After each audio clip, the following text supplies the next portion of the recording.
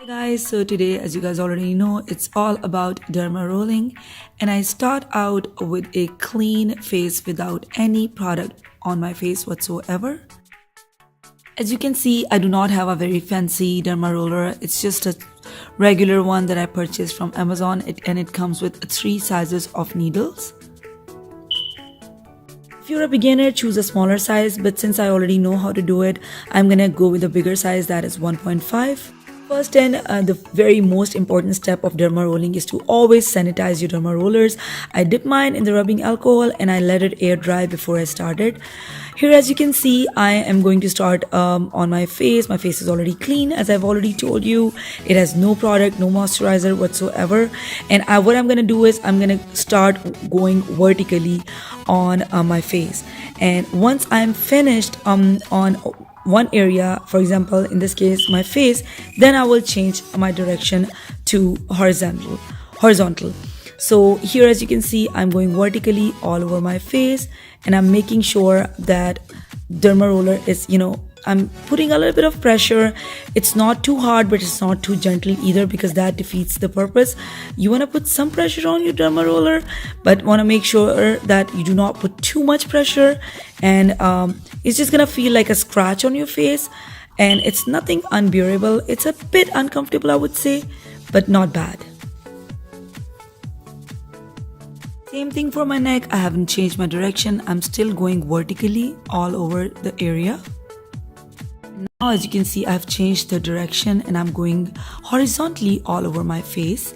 And as you can see, it was a bit uncomfortable. I was in a little bit of pain because my lips were a bit chappy and cracked, and whenever I would roll over my lips, I would just feel a tiny bit of pain. But since I want my lips to be bigger and plumper, I do not mind the little bit of pain. Same thing for the neck. I'm going horizontally this time, and as you can see, my neck is getting a little bit pink, and it's okay, it's totally normal. But guys, if you cannot bear the pain of 1.5, I always recommend going a size smaller on the needle.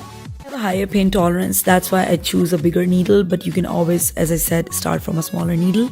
Anyways, here I'm going diagonally on my face, as you can see, or I want to call it the crisscross method because it's just easier to remember that way.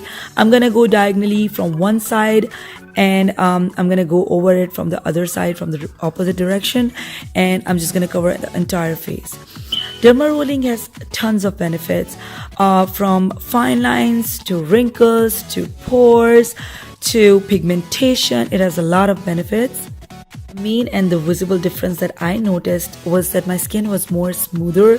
There was no texture, which I love because I like applying foundation, and my foundation has to be very smooth, and it has happened after derma rolling.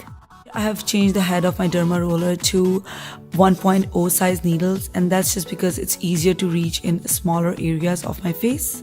Here I'm just going in the areas that I haven't touched before, and with this size of derma roller, it's easier to target those areas. Under eye areas are usually very sensitive for some people, so if you want to go a size smaller for the needle, you can do so. Here I'm using 1.0, but you can always go 0.5 or 0.25. And now, as you can see, I have changed the head of my derma roller to the smallest head that it offers. The only thing is that it has 0.5 size needles, and I really like using 1.5, but I mean, it's not bad, and it's really nice because it reaches the areas that are unreachable, like the corners of your eyes and under eyes, etc. So yeah. I do not have a longer clip of my hands because I just didn't have time, but I just want to show you that you can actually use derma rollers on your hands, and it just prevents the wrinkles, and it's really good for your skin, so use it on your hands as well. And right after you're done derma rolling, you get to choose your favorite product, and this is my most favorite step after derma rolling. I get to choose my favorite product. Here I'm choosing Clinique's Dramatically Different Hydrating Jelly because it just soothes my skin down. You apply the product and everything just penetrates right through the skin, because your skin is already, like, the tiny holes are already there. So whatever oils, serums or products that you would use, they're just gonna go right through the holes and absorb right in there. So you want to make sure that any product that you're using is 100% organic or pure, and you're not really putting any fragrant product or any product that have a lot of perfumes in it, because it's gonna burn like anything. Plus it's not good for you, it's not healthy for your skin. So choose a wise product. You can use any oils or anything. Here I'm using this dramatically different jelly because I've been using it. I'm seeing good results, especially after derma rolling.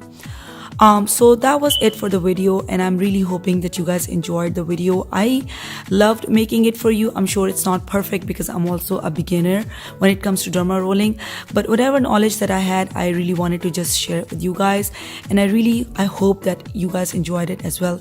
Please do not forget to subscribe to my YouTube channel and follow me. Thank you so much for watching. Bye.